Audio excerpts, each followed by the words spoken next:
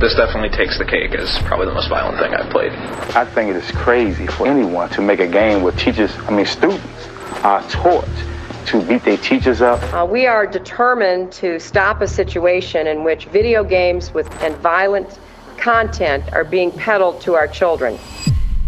Games are supposed to be fun, but some games are so disturbing that certain countries made them illegal. Today, we're looking at video games banned for being too controversial. You might have some of them right now, but in other parts of the world, it's a crime to play or even own these games. So my goal this year is to give you guys double the amount of videos without sacrificing quality, and to do that, we gotta keep growing. So 70% of you guys aren't subscribed, and it would mean the world to me if you did, and I promise to do my very best for you. Hydrate yourselves and enjoy. I'm visualventure, and you are awesome. Bully. In 2005, Rockstar Games announced a new game. It was called Bully, and just the name made people freak out. They're coming out with a game where children can beat their teachers up.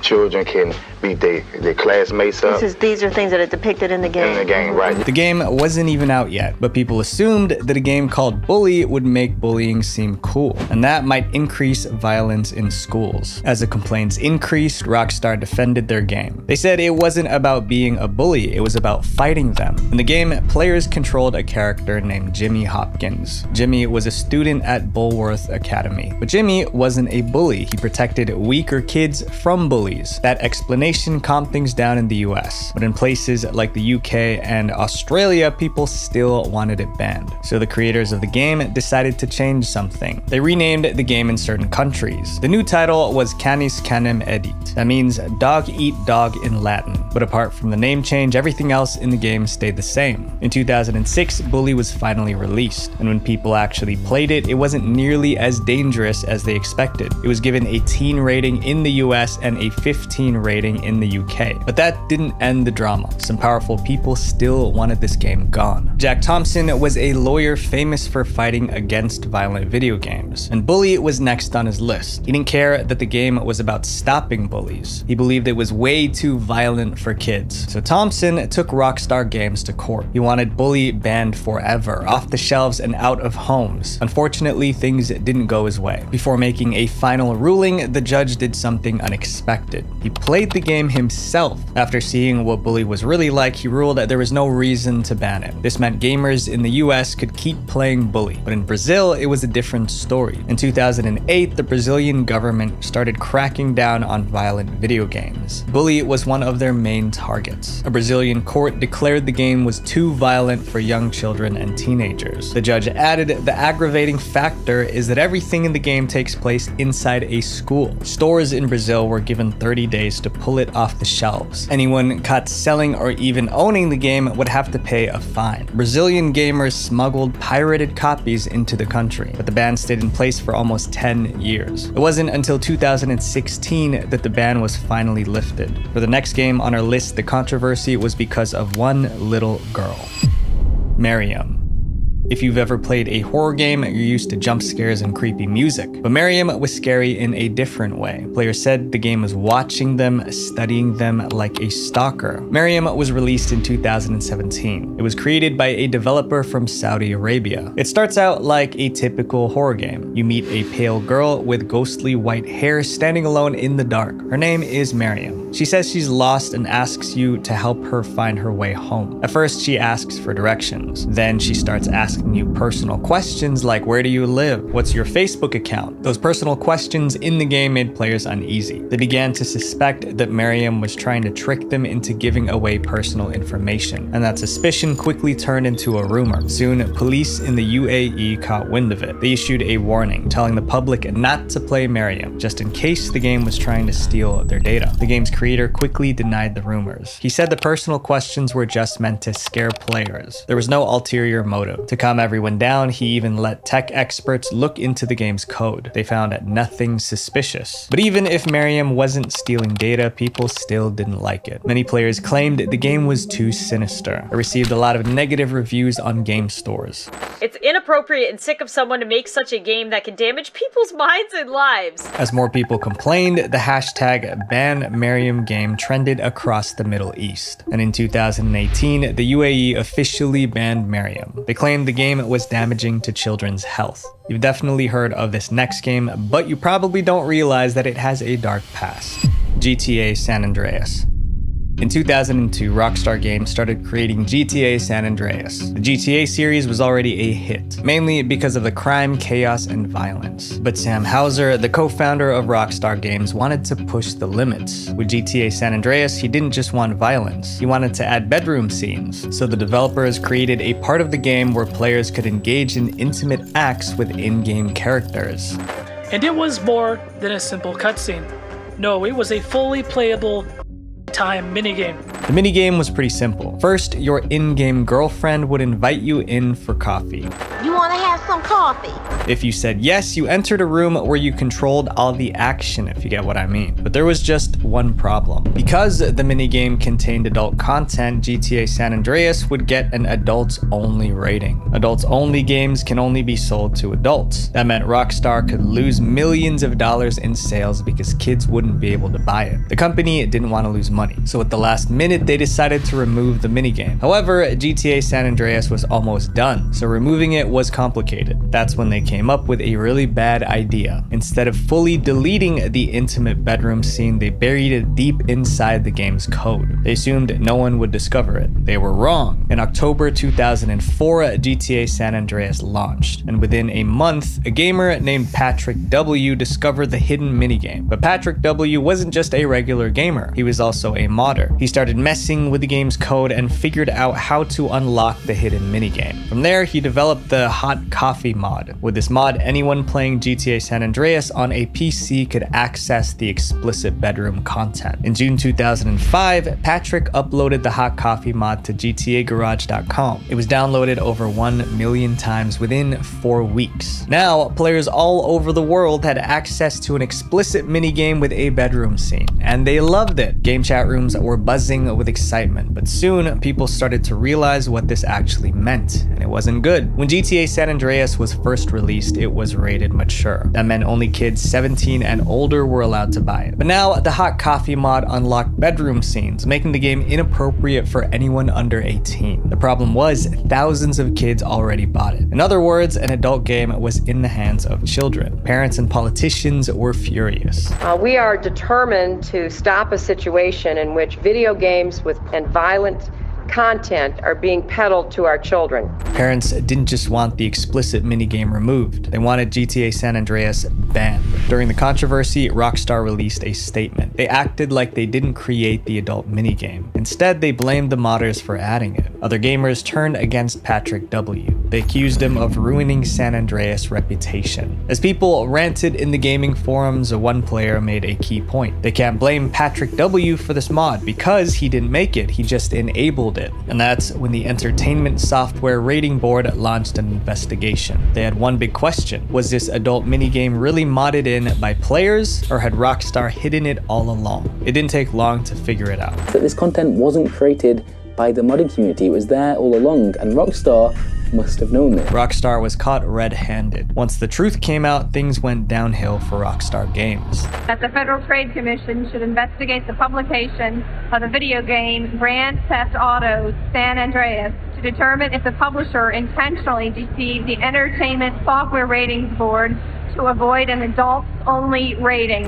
Before Rockstar could respond, the ratings board made a decision. They changed San Andreas' rating from mature to adults only. It was the first GTA game to get an adults-only rating, and that had serious consequences. With many retailers across the US just pulling San Andreas altogether while it has an adults-only rating. Since it was now an adult game, hundreds of stores in the US pulled it from their shelves. The game was also banned in Australia and many Asian countries. There was only one way Rockstar could fix this mess. They recalled all copies of GTA San Andreas. Then they removed the explicit minigame and released a version that couldn't run the Hot Coffee mod. That lifted the ban in Australia, but the damage was done. The scandal and recall cost Rockstar millions of dollars in sales. And even after the release, San Andreas remained banned in several Asian countries. This next game was accused of embarrassing an entire country.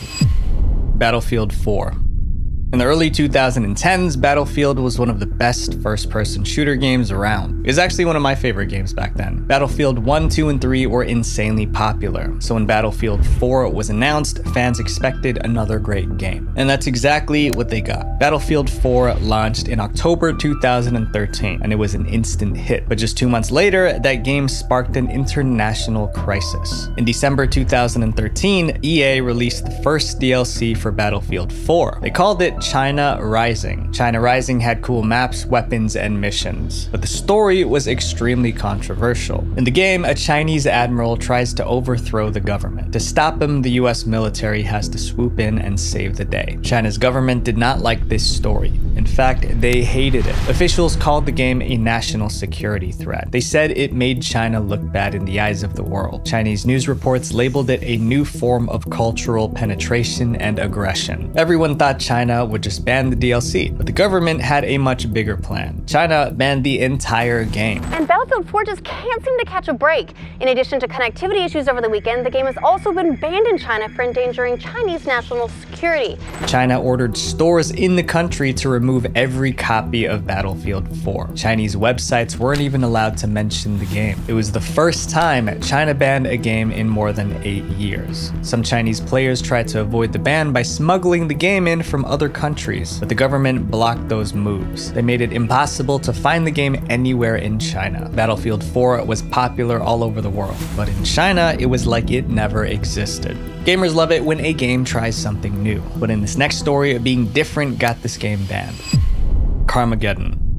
Carmageddon came out in the late 90s, but it wasn't your usual racing game. Instead of punishing reckless driving, the game rewarded it. Players were encouraged to smash cars, run over pedestrians, and destroy everything in sight. The more chaos they caused on the road, the more points they got. Gamers thought Carmageddon was awesome, but for governments around the world, it was a serious problem. They felt the game encouraged reckless driving, and that could lead to real-life danger on the roads. To stop that from happening, some countries took drastic measures. Several countries, including Brazil and Argentina, banned Carmageddon completely. But in the UK, it turned into a messy back and forth. Every game sold in the UK had to be approved by the British Board of Film Classification, or BBFC. But when the BBFC saw Carmageddon, they refused to give it a rating until the violent parts were removed. Without the rating, the game couldn't be sold in the UK. Carmageddon creators fought back. They said the violence was no worse than what you'd see in Tom and Jerry, but the BBFC didn't budge. Carmageddon needed to be less gory, or it'd never be sold in the UK. Eventually, the game developers gave in. They made a new version where pedestrians were replaced with zombies, and instead of red blood, they had green goo. That way, it wouldn't look like it was encouraging real-life violence. The authorities were satisfied and allowed the game to be released in the UK. But what happened next made the BBFC look like fools. Not long after the censored version was released, something strange showed up online. It was a patch for the game, and it brought everything back. Zombies were swapped out for humans again. Green goo turned into red blood. It turns out that the patch was created by one of the original developers who worked on Carmageddon. Even worse, the game's publishers knew about it, but they didn't lift a finger to stop it. When the BBFC found out, they were furious. They felt tricked. First, the publishers got the rating by censoring the game. Then, they secretly brought back the violent version with a hidden patch. The BBFC took the game to court. For 10 months, they battled it out in court, but in the end, the BBFC lost. The BBFC's decision to ban the game was overturned, and the original Carmageddon, full of blood and gore, was released in the UK. Most games get banned because of what's in them, but this next game got in trouble because of what the players were doing. Roblox. I know we all know what Roblox is, but what you probably didn't know was that it was banned in an entire country. Roblox is one of the biggest online gaming platforms in the world, but behind all the fun and games, there's a dark side. Roblox is filled with young kids, but it also has a huge number of adult players. And when you put those two groups together, bad things can happen. Roblox has become a hunting ground for preds. Every year, there are new reports of this happening. Parents, beware. Monsters are among us. Police said the 13-year-old girl met Graham on Roblox.